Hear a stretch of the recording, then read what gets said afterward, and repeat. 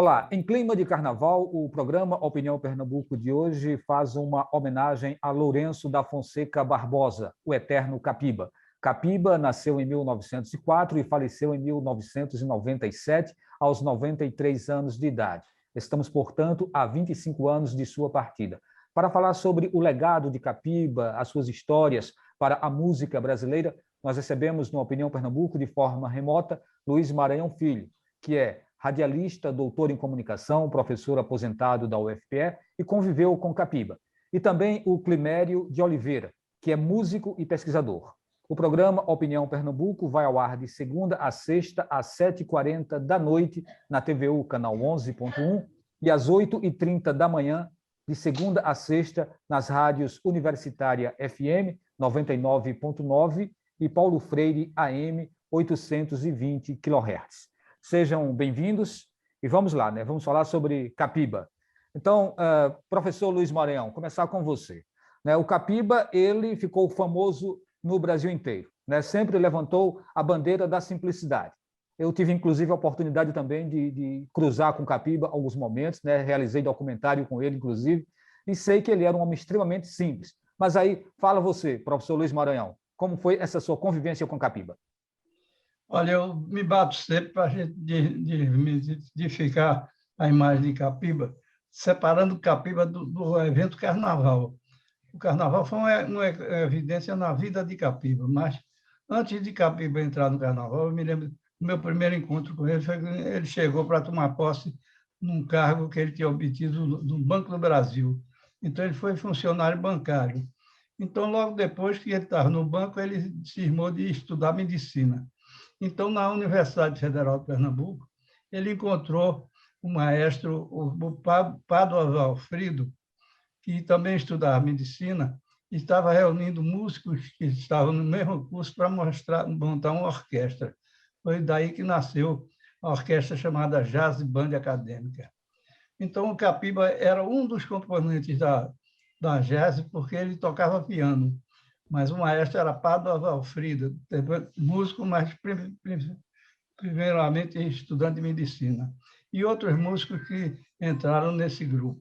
Então, no início da vida de Capiba, no meu primeiro contato com ele era um sujeito dedicado muito mais ao clássico, a procurar pesquisas no clássico, e o contato com ele, com o maestro Guerra Peixe, que estava descendo de Fortaleza, de passagem para o Recife, foi muito bom, porque ele entrou no espírito do pesquisador, antes de entrar no compositor de frevo, que se popularizou depois. Então, com o contato de Guerra Peixe, ele começou a procurar problemas clássicos. Há composições de Capiba que muita gente desconhece, que é de música de pesquisa no semiclássico, a gente não pode dizer que é clássico. Mas uma das pesquisas mais importantes de Capiba foi procurar o ritmo do maracatu. Então, antes de Capiba ser conhecido como autor de frevo, ele foi autor de maracatu. Ele fez uma pesquisa que se chamou Ed Tororó. Então, quem procurar a vida musical de Capiba vai encontrar esses maracatus feitos por ele, antes de ser popularizado como frevo.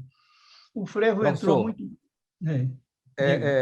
Assim, você pode concluir esse seu raciocínio para depois a gente continuar conversando, que são tantos tópicos, né, tantos vieses, tantas vertentes aí que envolvem o Capiba, né, que a gente vai ter o tempo do programa todo para falar sobre ele. Então, você conclua aí para a gente ouvir o Climério e depois eu volto para o senhor.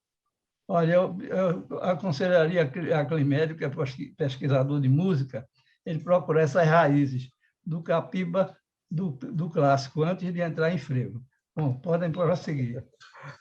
Tá certo. É claro que a gente acompanha, a gente sabe de toda essa força, né, que Capiba teve também na música clássica, né? Capiba era pianista, ele era muita coisa, e aí vocês vão falar sobre isso.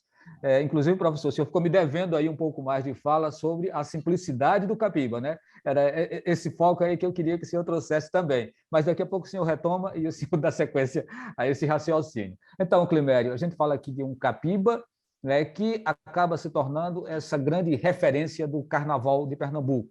A gente podia, né, trazer já um pouco dessa contribuição dele para o Carnaval, ele como compositor de frevo. Depois a gente volta para Maranhão e assim a gente vai até chegar no final. Valdir. Olá a todos que estão assistindo também. É um prazer muito grande aqui, né? Tá com o Luiz Maranhão, com o Valdir Oliveira, com Josimar Paraíba, fazendo esse Opinião Pernambuco e falando sobre uma figura que é muito singular, né? Na música pernambucana, muito importante.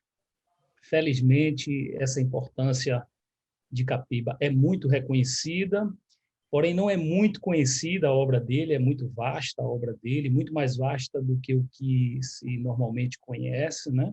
E é muito bom ter Luiz Maranhão aqui, porque ele deve saber de pormenores aí da obra de Capiba, como ele já falou, né?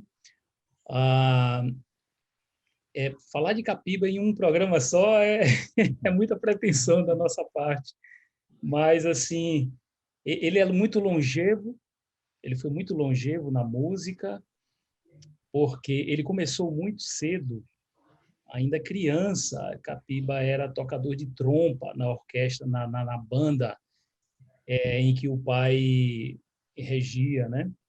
Que o pai mestrava, porque era uma banda de música, se chamava mestre de banda.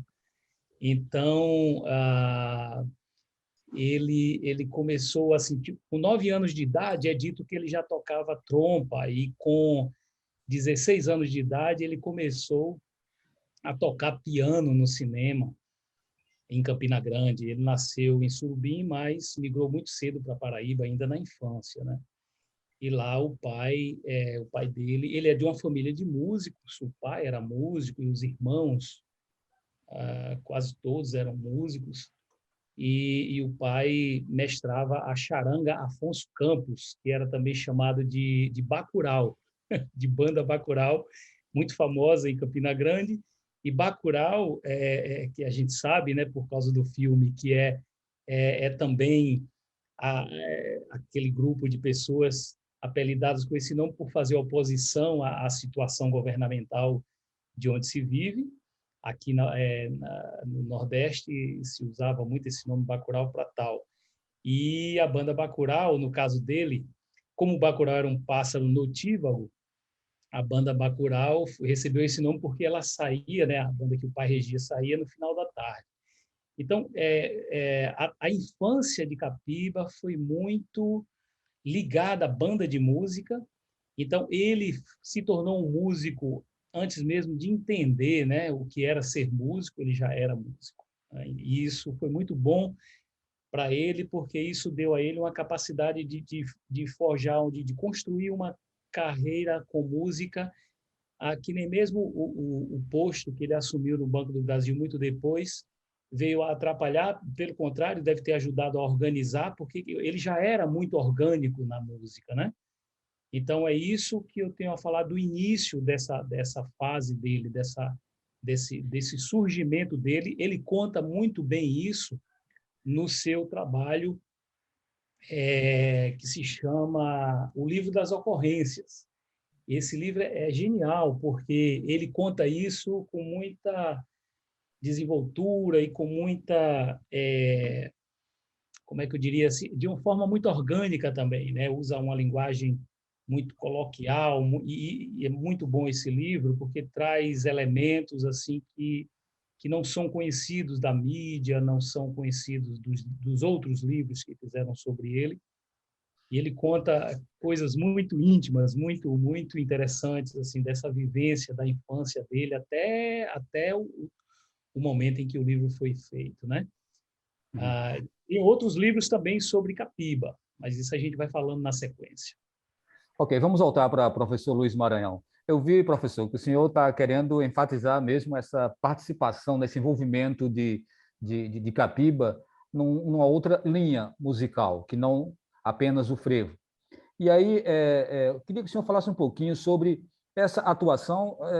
A gente pode entrar nesse semiclássico, né, já que o senhor trouxe esse termo aí para a gente.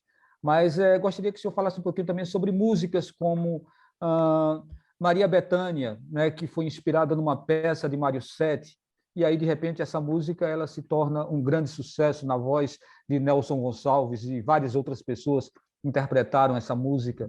A gente tem também Recife, Cidade Lendária, Olinda, Cidade Eterna, que já são aí do Paulo Molena, do Paulo Molena, as letras, mas a melodia ela é do Capiba. E essas músicas elas se tornam também grandes clássicos, né? Inclusive o Chico Buarque chegou a gravar Recife, Cidade Lendária. Então, gostaria que você falasse um pouquinho sobre essa presença do Capiba nesse universo da música popular brasileira. Bem, Valdir, o problema do Recife, Cidade Lendária e Olinda, Cidade Eterna são fruto exclusivamente das letras de Capiba. Paulo Molena foi apenas um garoto de 14 para 15 anos que se revelou como cantor, mas nunca foi escritor. Então, o problema de Capiba, há uma música de Capiba que eu dizia, é a música mais bonita que você já fez, que se chama Serenata Suburbana. Quem não conhece essa música precisa conhecer a beleza que é a letra dessa música e o ritmo dessa música. Depois, ele se aproximou do poeta Carlos Pena Filho, quando ele fez o grande sucesso, que é a Rosa Amarela, conversa de Carlos Pena, que morreu muito jovem, e música de Capiba. Então, a figura de Capiba ela é poliforme, ele tem várias excursões em outras áreas que não sejam frevo. Então, a gente precisa enfatizar, primeiramente, que a influência de Capiba no carnaval se deve à Jazz Band Acadêmica. Era um grupo de músicos que estudavam medicina, estudavam na Universidade Federal, inclusive com músicos de destaque, como Carnera. Carnera é Filinto Nunes de Castro Alencar. Era funcionário também do Banco do Brasil e foi autor de muitos frevos. E o irmão mais velho de Capiba, que é Marambá, que conviveu comigo aqui em Olinda, onde ele morou também. Então, Marambá é mais velho de Capiba e fez frevo antes de Capiba. Talvez ele tenha influenciado essa ida de Capiba para o carnaval. Mas a ligação de Capiba com o carnaval se deve a Nelson Ferreira, porque Nelson Ferreira passou a ser o diretor do Discos Mucambo, dos irmãos Rosenblit. Os Rosenblit foram meus vizinhos na Rua da Alegria, na Boa Vista. Então, a ida de Capiba para o Mucambo foi quando Nelson Ferreira era o diretor da Mucambo. E os dois passaram a ser uma espécie de disputa amigável, que nunca houve briga entre os dois, através da Rádio Clube. Porque a Rádio Clube era o veículo de gravação. Antes de aparecer a Mucambo, quem queria gravar seus frevos no carnaval e lançá-lo, tinha que gravar em acetato na Rádio Clube para poder lançar os frevos. Então, é um detalhe que precisa ser enfatizado, é que a chegada de Capiba no frevo não foi automática, foi posterior à presença de Nelson Ferreira, que foi o grande influenciador, foi o maestro Nelson Ferreira. Ok, professor Luiz Maranhão, Climério, a gente vai fazer esse primeiro intervalo. Eu queria somente chamar um pouco a atenção, né, de nós todos, a minha inclusive, sobre as pesquisas que são feitas na internet, né? Às vezes elas complementam pesquisas que são feitas em livros, mas assim, o risco é muito grande. Você tem sites que parecem confiáveis e tem informações como, por exemplo, dizer que a música Voltei Recife seja do Capiba, quando, na verdade, é do Luiz Bandeira. Então, assim, a gente tem muitos equívocos e hoje está difícil de a gente fazer esse filtro, fazer essa seleção. Então, a atenção ela é realmente necessária em todos os momentos. Então, a gente faz essa pausa e volta daqui a pouquinho falando sobre o legado de Capiba para a música brasileira.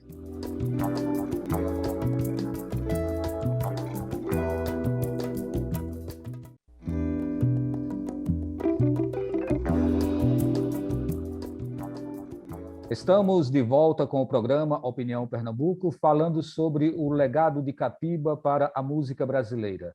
São nossos convidados Luiz Maranhão Filho, radialista, doutor em comunicação, professor aposentado da UFPE, e também Climério Oliveira, que é músico e pesquisador. Bom, a gente, para falar sobre Capiba em um programa de televisão, é claro que a gente tem que dedicar um tempo bom para falar sobre a relação dele com o frevo, né? Não dá para a gente omitir isso.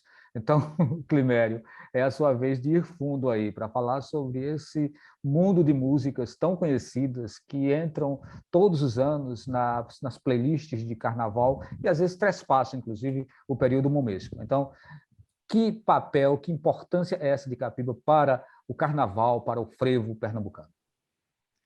Certo, muito bem perguntado, Valdir. Olha só, Capiba, como falou aí o nosso amigo Luiz Maranhão, ele não começa fazendo frevo, é verdade. Ele não começa fazendo frevo, porque ele começou, inclusive, ele começou com uma valsa, que, por sinal, foi a maneira também como Nelson Ferreira começou, né, fazendo uma valsa. Então, a primeira valsa dele, ele ainda era muito jovem, né, quando fez essa valsa, e gravou também quando ele tinha aí 20 anos. A valsa, se não me engano, Meu Destino, acho que é isso.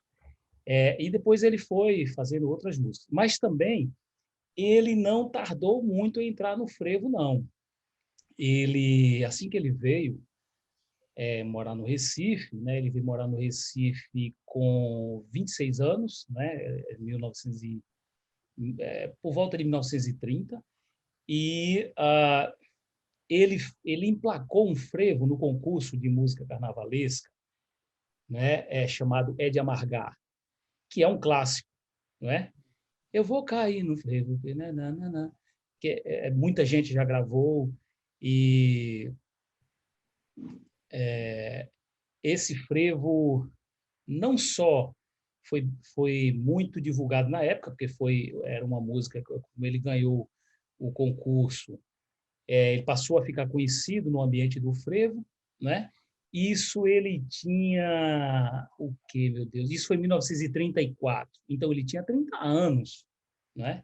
Então ele entrou no frevo bem antes de entrar, até muito antes de Nelson Ferreira entrar na Rádio Clube e antes ainda da Rosenblit, que veio aparecer nos anos 50, né?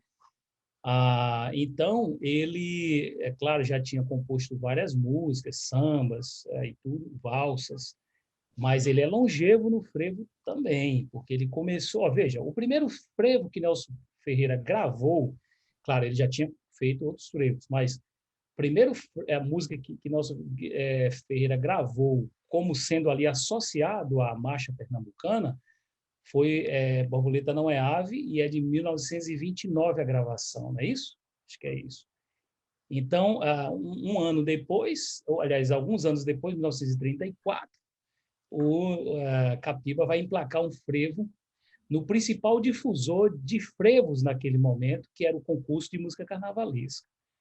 Então, aí começa a entrada dele assim de uma forma mais incisiva no frevo, né? De lá para cá, ele veio emplacando novos sucessos do frevo, né?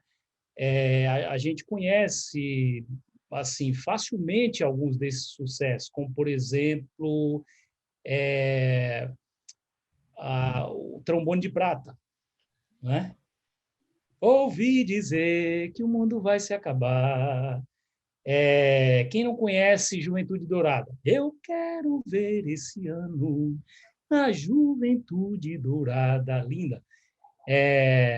Então, aí já se vão três. Eu estou falando só daquelas que se tornaram clássicos, né, do frevo canção de Pernambuco. E tem, depois de tudo, já bem mais tarde, ele vai gravar também, ele vai compor também a Madeira que Cupim Não Rói, que virou hino do bloco, né? E que é uma música também que virou um hino de movimentos sociais, porque acaba se associando ao combate às injustiças sociais, né? Madeira que Cupim Não Rói, que termina com aquela frase: queiram ou não queiram os juízes, nosso bloco é de fato campeão, né? E dizer bem alto que a injustiça dói. Nós somos madeira de lei que cupim não rói. Virou um hino também de lutas sociais, né? Então, assim, ele é longevo no frevo e ele tem clássicos do frevo, muitos clássicos do frevo canção e clássicos também fora do frevo. Uhum. Professor Luiz Maranhão, não vou desafiá-lo a cantar, como fez o Climério, que é músico, cantor, né? Mas vou desafiá-lo, que quer dizer, não é desafio, aí é dar de bandeja, né, para você falar sobre a relação de Capiba com o rádio. Capiba, ele tinha um problema de voz, né? Era gago, né? Era fanho, mas mesmo assim ele gostava de contar piadas. Você tem o exemplo de Nelson Ferreira, que é maestro e que vai para o rádio. Né? Ele tem uma presença como locutor, como você próprio falava ainda há pouco, né? Como produtor, enfim, ele está ali, né? No casting do rádio. O Capiba, como é que ele se relaciona com o rádio, que era a televisão dos anos 60, dos anos 70, dos anos 80? Né? A grande força da comunicação no mundo, naquele momento, era o rádio. Como que foi essa relação do Capiba com o rádio? Olha, Capiba começou a conviver com o rádio com a Jazz Band Acadêmica. Era uma figura constante na presença da Rádio Clube, porque ele evitava o microfone por causa do defeito que ele tinha, que era tato. Né? Então, um problema de Capiba que eu gostaria de destacar, que muita gente esquece, é o problema de Maria Bethânia. Maria Bethânia é o seguinte: meu pai, quando veio para Recife, largou o teatro na Revolução de 30 e veio para Recife, para o Grupo Gente Nossa, entrou para criar o Rádio Teatro em Pernambuco. Ele é um dos pioneiros do Brasil, ele e Vitor Costa na Rádio Nacional. Então, havia dificuldade de escritores de novela. Então, meu pai procurou Mário Sete, que era um historiador, fazia o programa Hora da Saudade, e pediu autorização a ele para radiofonizar o romance Senhora de Engenho, de Mário Sete. Então, aí nasceu a novela Memória de Engenho, que meu pai adaptou para 7 capítulos, e hoje eu tenho uma versão que eu corrigi, atualizei apenas ela. Então, faltava a trilha sonora, que não era costume no rádio antigo, se usava discos clássicos para fazer a sonoplastia. E meu pai falou a Mário Sete que havia o desejo de transformar Maria Bethânia. Então, o nome no romance é Maria da Bethânia, que é o nome bíblico. Né? Tiraram o D e ficou Maria Bethânia. Então, o Capiba foi chamado para fazer essa trilha sonora, se tinha inspiração para isso. Aí ele se entusiasmou e fez Maria Bethânia, a Senhora de Engenho, que é o título da novela. Então, a primeira gravação não foi de Nelson Gonçalves, como dizem. Houve uma gravação inicial aqui, que se viu a trilha para a novela, mas a Rádio Nacional do Brasil, que era a maior porta-voz do Brasil, fazia muita pescaria aqui no Recife, tanto que muita gente saiu daqui direto para a Rádio Nacional. Então, foi feita a letra de Maria Bethânia, Senhora de Engenho, foi por Nelson Gonçalves, que era o seresteiro da época. E daí, essa repercussão toda. Disse Dona Cano que o nome Maria Bethânia é por causa da valsa de Capiba. Então, realmente é um marco na história de Capiba, é Maria Bethânia. Ok, a gente já está chegando nos finalmente do programa. Climere, o que é que a gente não pode deixar de falar sobre Capiba que ainda não foi dito nesse programa? Nossa, é tanta coisa. Olha, veja bem. Bom, se for para falar em poucas palavras, eu gostaria de falar, por exemplo, da mente aberta. Né? Para o tempo dele, eu acho que Capiba ele teve uma mente mais aberta do que a maioria, do que a média dos compositores, né? Porque ele foi um dos poucos compositores que compuseram frevos cujas letras não se prendem, por exemplo, à exaltação do próprio frevo, não se prende à exaltação apenas do carnaval. O carnaval, claro que como dizia ele mesmo, né, se não houver um trombone de prata, um bombo e uma mulata, não há carnaval enfim, só vale a pena viver se tiver carnaval. Então, ele era, claro, muito carnavalesco, mas as letras dele, para uma época em que se recorria muito à sistemática do duplo sentido e da autoexaltação, do frevo, do carnaval, ele passou a fazer outras letras, como, por exemplo, no próprio frevo, A Juventude Dourada, que não é de autoexaltação, aquela Cala a Boca Menino, que virou um hino das feministas, dos movimentos feministas aqui em Pernambuco.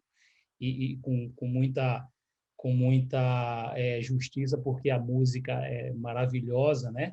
Cala a Boca Menino, a música que se diz que na qual ele diz que com uma mulher não se bate nem com uma flor.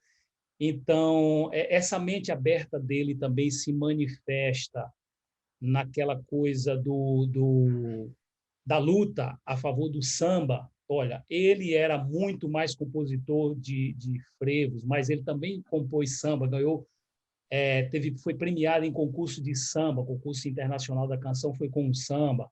Então, para finalizar, assim, eu acho que Capiba, a diversificação da obra e a mente aberta foi um traço de Capiba que ainda não falamos aqui. Minha gente, professor Luiz Maranhão, sei que o senhor vai ficar aí com água na boca, né, querendo falar, mas infelizmente o tempo se foi, viu? Se foi, então a gente agradece aqui a sua participação, agradece a tua participação também, Climério, a de todos que nos acompanharam, todos e todas. A gente fica por aqui e se encontra em um próximo programa.